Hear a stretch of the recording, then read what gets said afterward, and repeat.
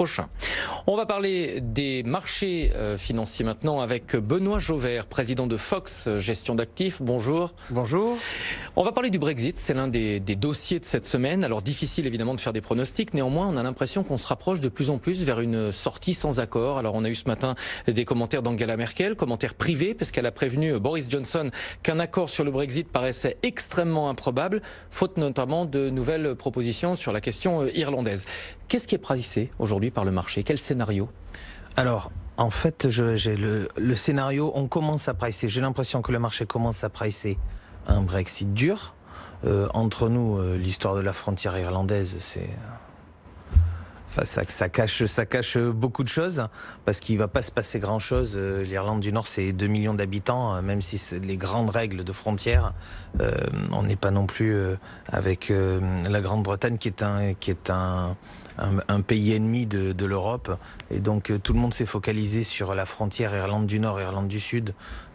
Enfin, pour le coup, Boris Johnson a bien amené tout le monde sur cette histoire de frontière. Ça vous paraît un prétexte? Ça me paraît être un prétexte, en tout cas.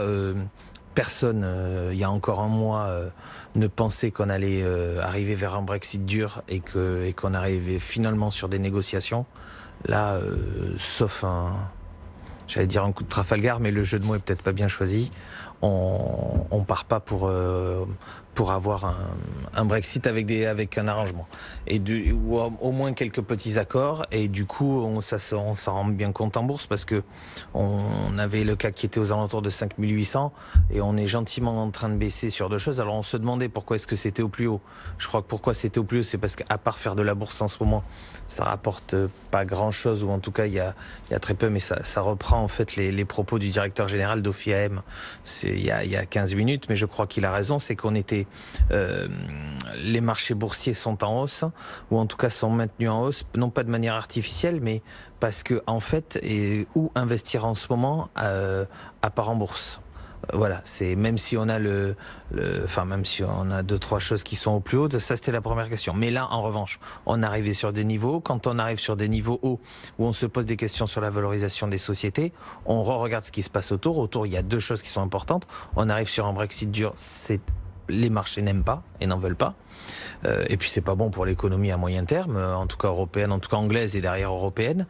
Et la deuxième chose, ce sont les accords chino-américains. Alors ça, c'est l'autre grand dossier de cette semaine, avec la reprise des négociations jeudi. Pour trouver des solutions facilitatrices en termes d'échange de chiffre d'affaires. Donc c'est gentiment dit, en tout cas sans aucun gros mot. On a l'impression que les marchés n'attendent pas grand-chose, pour le dire différemment. Les marchés n'attendent pas grand-chose, donc voilà, on a deux éléments qui font que on a gentiment vu les marchés se dégrader. Aujourd'hui, de manière peut-être pas violente, mais on perd encore au moins 1% ou autour, 1,05.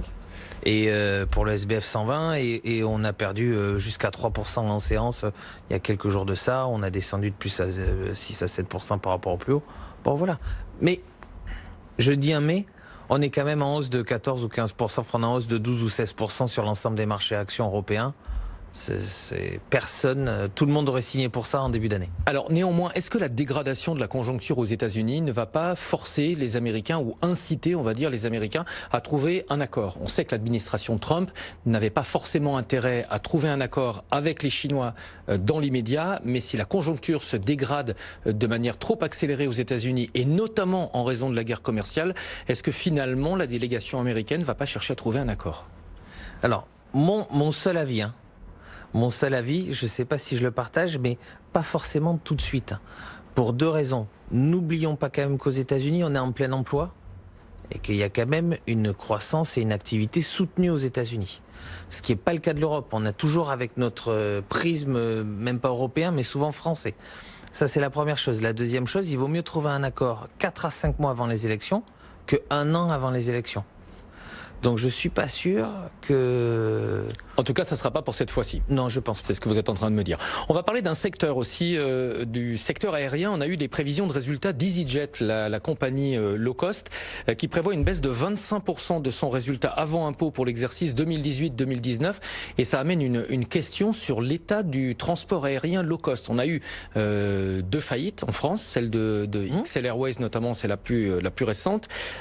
Comment se porte ce secteur, Benoît Jovert. Alors, le secteur, en fait, le secteur il s'est divisé en deux grandes tranches. On était il y a 10 ans, alors je vais refaire la messe, mais je vais refaire l'histoire. Mais il y a 10 ans, on avait beaucoup de moyenne gamme, un petit peu de haut de gamme.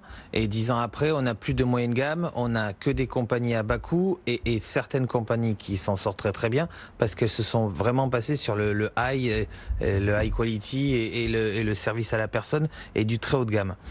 Cette guerre des prix avec du pétrole qui est pas forcément maîtrisé, ça entraîne que Ryanair ne va pas forcément bien, que l'ensemble des compagnies low cost vont moyennement bien, et un ensemble de dépôts de bilan, parce que en plus il y a une taille à la course, il y a une taille à l'amortissement des avions, mais de manière plus générale, que le low cost en général, et vous avez quelques fonds qui sont spécialisés dans des valeurs disruptives et des valeurs de low cost, eh bien, c'est pas forcément, au bout de quelques années, des scénarios qui marchent et des histoires qui marchent, parce qu'ils ne font que la guerre au prix.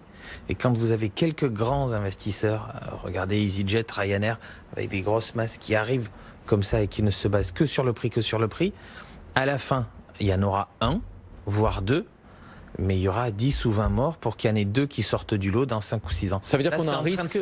Ça veut dire qu'il y a un risque de voir d'autres faillites dans le secteur à court, moyen terme. Ah oui, certainement. Pour ceux qui n'ont pas la taille critique. Il y en a eu 2 sur les 3 dernières semaines. Donc oui, il y a une histoire de taille critique, de fonds propres minimum, de BFR. Donc non, oui, c'est largement pas impossible. Et alors la question en termes d'investissement, est-ce que c'est un secteur dont il faut rester à l'écart? Je crois que je viens de répondre.